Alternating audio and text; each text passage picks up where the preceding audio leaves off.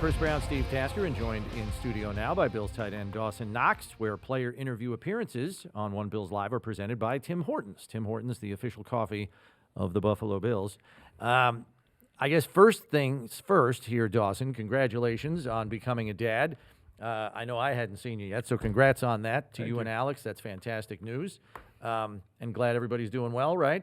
Everybody's doing well. It's been the biggest blessing of my life. It's been awesome. There you go. It's the year of the baby for the Bills. Like, what is going on? I don't know what's in the water at this One Bills Something drive. in the water. It's crazy. Like, because Terrell Bernard was off-season, right? Khalil Shakir.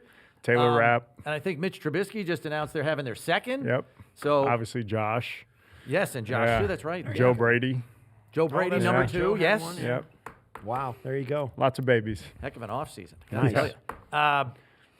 Week 18, it's a little weird sometimes because, you know, it's not quite the same as, I mean, it is for preparation's sake, but with the playoffs on the horizon, there are different decisions that have to be made. I'm curious from a player perspective, you got to just try to make it as same as every other week, even though there might be some different things at play here this week. Yeah. I mean, I think this late in the season, like you said, we want to do everything we can to make it a normal week, preparation, working out, practice, because you don't want to throw off your routine heading into the playoffs. Right.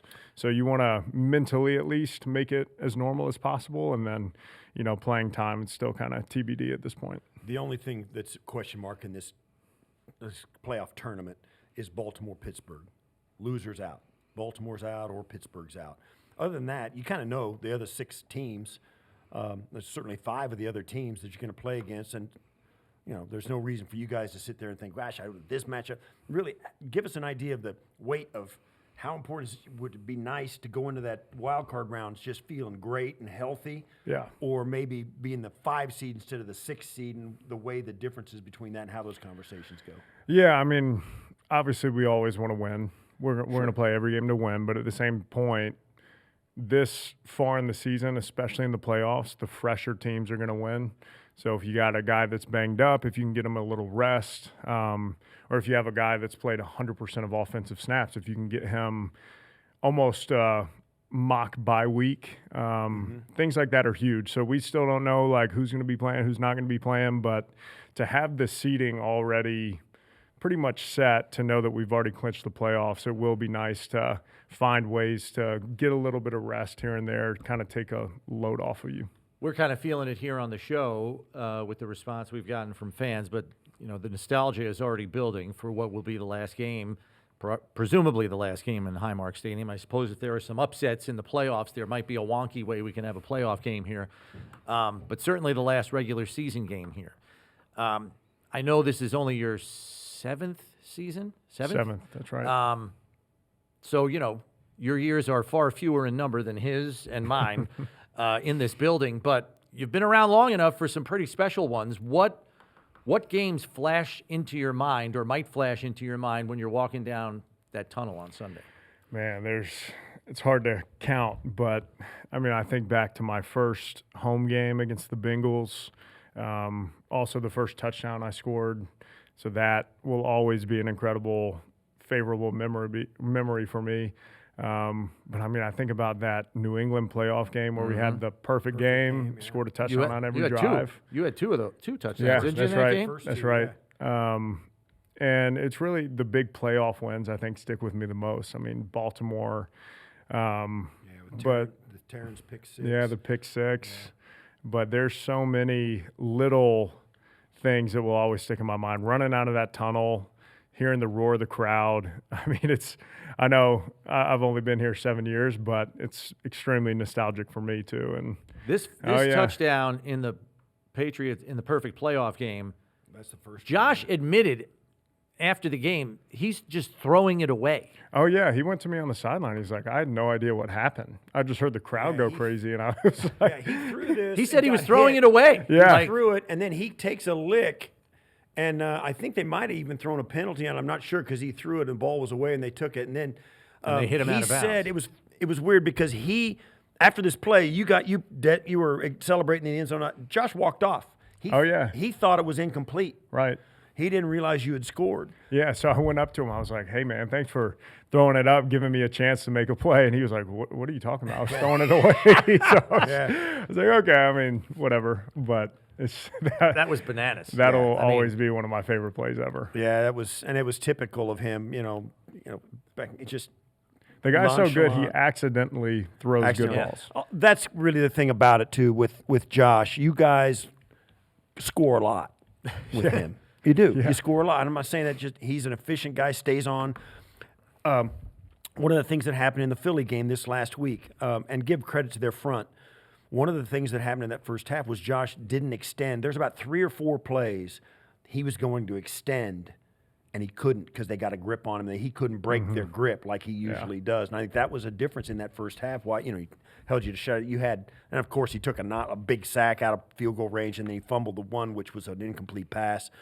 Don't get Steve started on that one. There's a conversation about that, right? Yeah, I mean, from what we could tell, his arm was going forward, and you could see the way he reacted on the field too. He threw it he forward. was even saying, I was why would he stop the play if he knew it was a fumble? If he thought it was a fumble, he would have chased it. Correct. I know you mentioned the Baltimore playoff game. We remember the first home playoff game during the COVID year against Indy, which comes down to a Micah Hyde knockdown at the end of that game.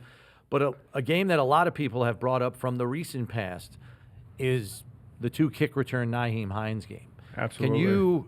Can you get back to where that sideline was emotionally, watching Nyheim Hines run the opening kickoff back for a touchdown and just the emotional wave that swept over that sideline? Can you get back there pretty quickly? Absolutely. I mean, I think that whole week, obviously everybody was just mentally in shambles. Emotionally drained, praying for DeMar, also trying to prepare for an NFL game. And we tried to treat it as normally as we could, but still mentally everybody was checked out in a way, because we're worried about our teammate.